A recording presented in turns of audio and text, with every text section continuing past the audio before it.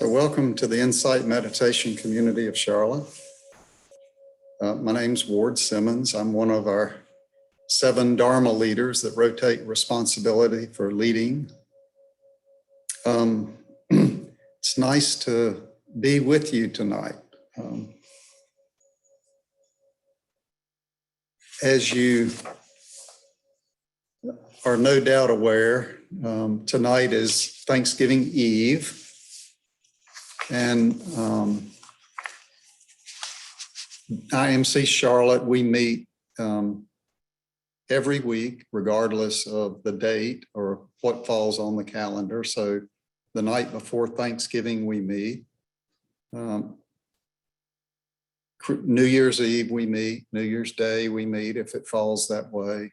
Religious holidays, we meet. So it's nice that those of us who are available tonight can be together. 24 people night before Thanksgiving seems like to me a good crowd to spend the evening with. So we've grown up with the idea that there's this special day set aside to give thanks, the day of Thanksgiving.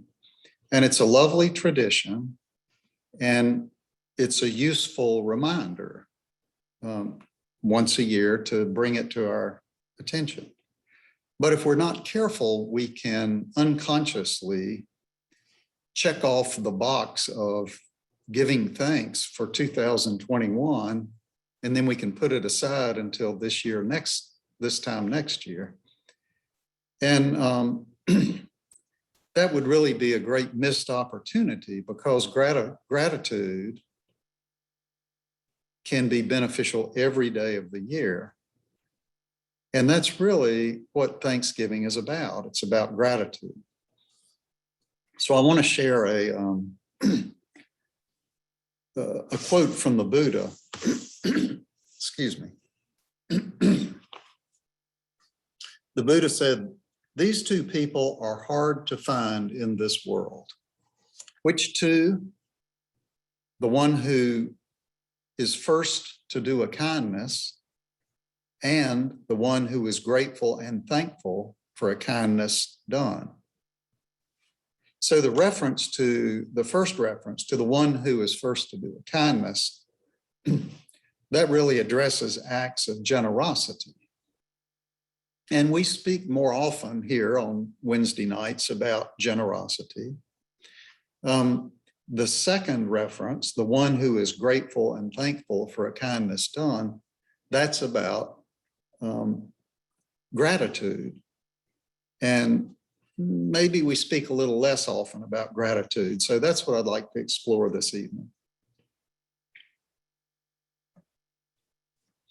So sometimes misunderstandings can arise when we bring up the idea of cultivating gratitude. So what if our circumstances are quite difficult? What if we don't really see much we should be grateful for? When we say cultivate gratitude, does that mean just ignore all the bad things in our lives and pretend everything is great? So the answer to that question is no. If we were to simply ignore what's unfavorable and only recognize what's favorable, this Pollyanna-ish view would really miss the mark. So in the context of insight meditation, our mindfulness practice allows us to receive our experience fully without filtering anything out. We know what's true in each moment, both the favorable things and the unfavorable things. And to close ourselves down to the unfavorable, to just pretend like everything's okay, or for that matter, to close ourselves down to anything, would be to abandon the practice of mindfulness. And that's central to our meditation practice. So cultivating gratitude is not pretending that everything is great. It's knowing what is great and what's not great, and then making sure that we don't allow the unfavorable things to prevent us from appreciating the favorable things. So I was once in a group of experienced meditators, and we were talking about what book we were going to study together next. And I had just read a book that I thought was very helpful. The name of it is How We Choose to Be Happy. It's by Rick Foster and Greg Hicks. And the reason I read it is because I was on a silent meditation retreat, and one of the teachers recommended it in the context of the practice. And I liked it, and I thought it was useful, and I was really happy to share it with this group of people. One member of the group scoffed at the suggestion. He said, I want to read about meditation practice. I don't want to read somebody's book about being happy. So was he right? Is there really a place in insight meditation for cultivating happiness and gratitude, or is this somehow off the subject? I'm guessing that because I'm giving this talk tonight, you might know what my answer to that question is, and that is, yes, there is a place. So when I attempt to summarize the Buddha's teachings in a few words, I will often say that they help us live in a way that creates less suffering for ourselves and others. And as suffering subsides, it is naturally replaced by happiness, and more ease. And psychological research has consistently established that feeling grateful boosts happiness, and it fosters both physical and psychological health. So there's a connection between gratitude and this happiness that we're cultivating to replace our suffering.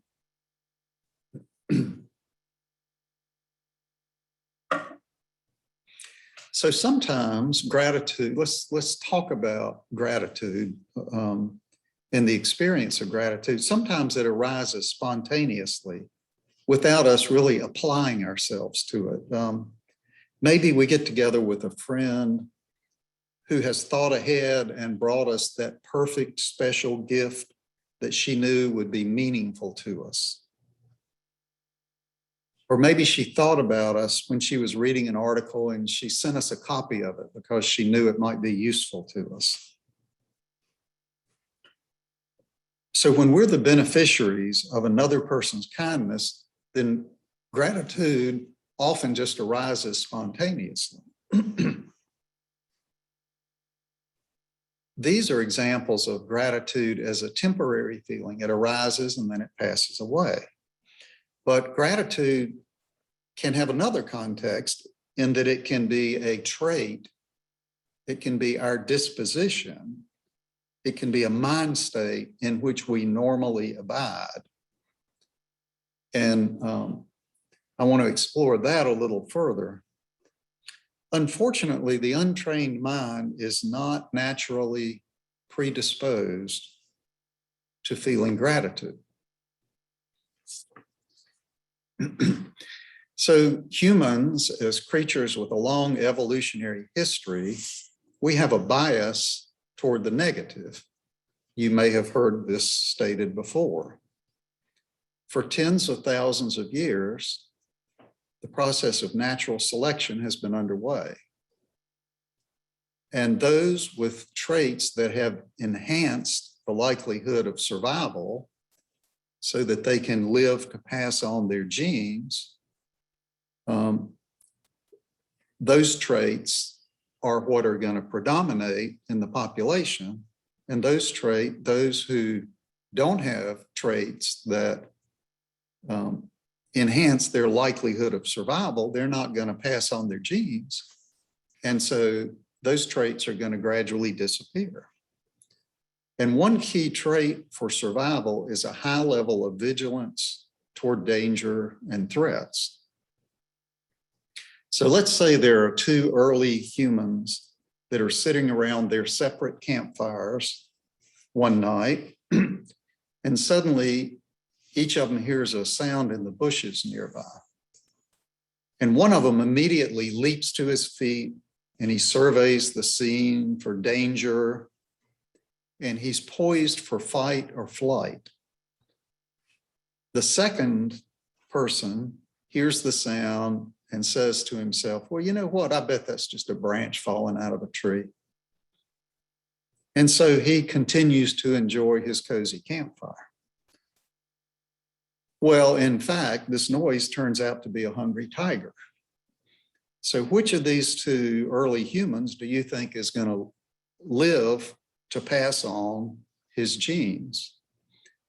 I'm betting it's the guy who's really fearful.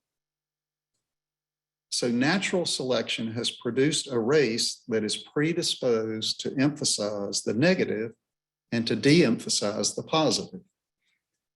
In their book, Buddha's Brain, Rick Hansen and Richard Mendus refer to this natural human trait as a negativity bias. Now, this negativity bias had a purpose, and it served us. When we were living on the savanna of Africa, it was useful, but our world today is very different. And the trait of the negativity bias is less useful than it used to be. Maybe it's not useful at all, maybe it's less useful, but it's certainly a lot less useful. But here we are, we're equipped with these brains which have been honed over generations to focus on the negative. So is it any wonder that gratitude is not a natural trait of the untrained mind? Now, it's important to keep in mind that our tendency to underemphasize the positive is not any kind of personal failing on our parts. It's not unique to us. It's entirely impersonal. It's simply a characteristic of the mind with which we were born.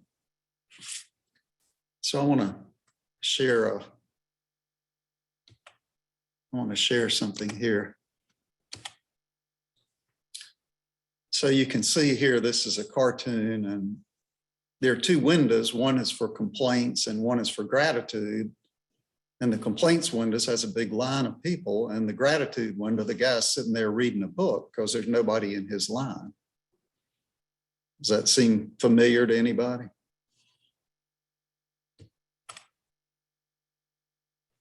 The reason that cartoon is funny is because we all know it's true. That's the way our minds work. All right, so maybe it's time for some good news. While our minds are not naturally predisposed to the positive, they are highly malleable and they can be trained. More to the point, for us as meditators, meditation practice is literally the process of training the mind. And here's the way Philip Moffitt, in his book, Dancing with Life, here's the way he describes meditation. He says, formal meditation practice involves sitting on a chair or a cushion in a quiet space with your eyes closed for a period of time and slowly training the mind.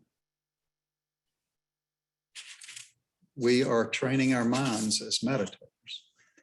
And all we need to do is just add to the list of things we are training gratitude, and we can train ourselves in gratitude. Now, sometimes we might think of the skills we cultivate in our meditation practice as things that we just use during meditation, but this view is unnecessarily narrow. We don't have one mind that we use when we're meditating, and then we put that one aside, and another mind that we use to go out and live our daily lives. The changes in our one and only mind that happen while we're meditating, those carry with us out into our daily lives. So the cartoon that was displayed at the beginning of our time, here, I'll just put it back up quickly.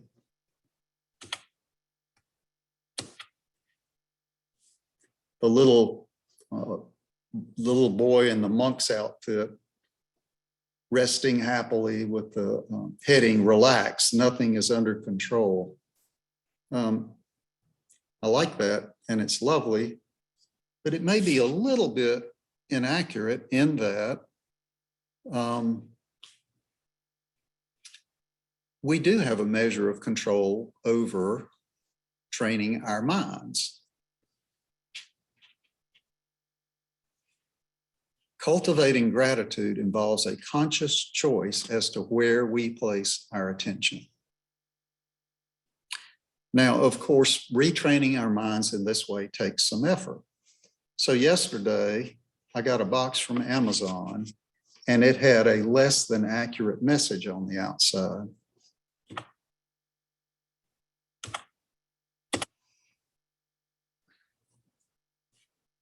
It says, warning, contents may cause happiness.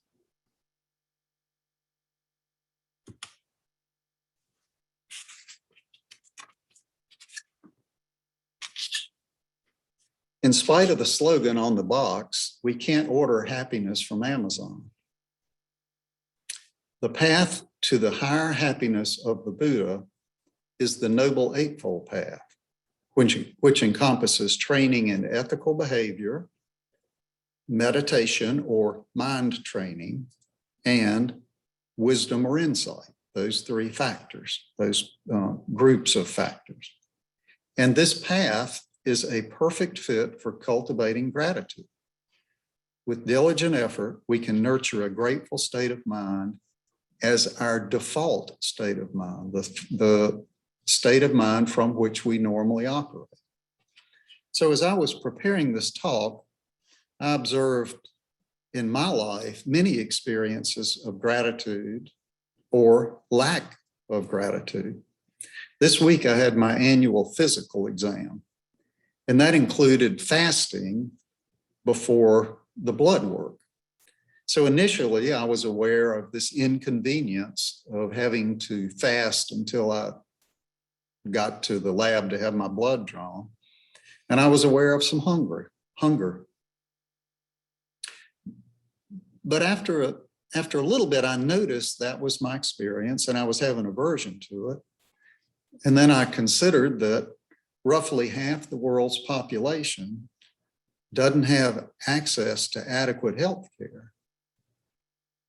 And certainly a much smaller percentage of the world's population has access to screening and preventative care like I was receiving. And this awareness was really quite helpful to me.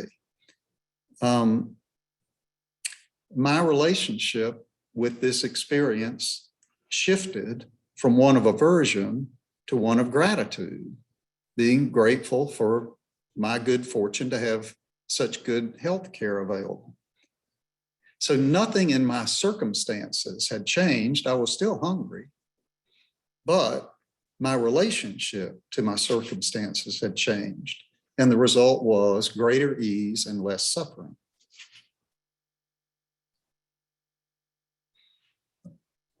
Recently, one of the smoke detectors in our condo failed.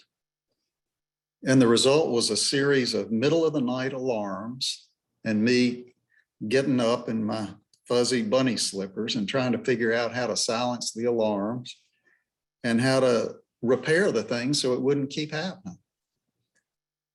And not surprisingly, I found myself with some frustration about this smoke detector. And then I noticed I was frustrated. And then I brought to mind that over 1 billion people on this planet lack adequate housing. And certainly the number whose housing doesn't include safety devices like smoke detectors is far, far greater than that. And so this awareness shifted my experience from one of frustration to one of gratitude for my favorable circumstances. So again, my circumstances had not changed.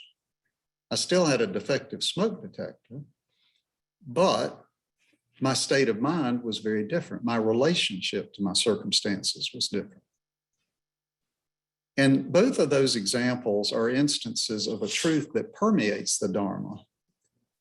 Our happiness depends not on our circumstances, but on our relationship to them.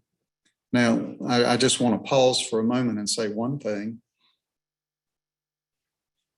Maybe that's an absolute truth, and maybe it's not an absolute truth. I want to recognize that in the hierarchy of needs, I'm a person who's got my basic needs met. I've got food and clothing and safety. And so it's easy for me to sit here from a position of privilege and say, oh, well, your circumstances don't matter. You just need to change your attitude. So my comment here might be a little suspect. I believe what I'm saying is true, but I want to acknowledge that I can't speak from everybody's experience.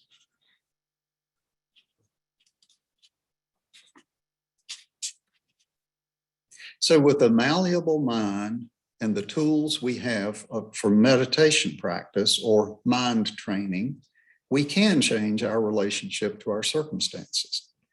As we choose to place our attention on the many favorable circumstances in our lives, as we cultivate a mind of gratitude, our suffering is reduced and our sense of well-being grows.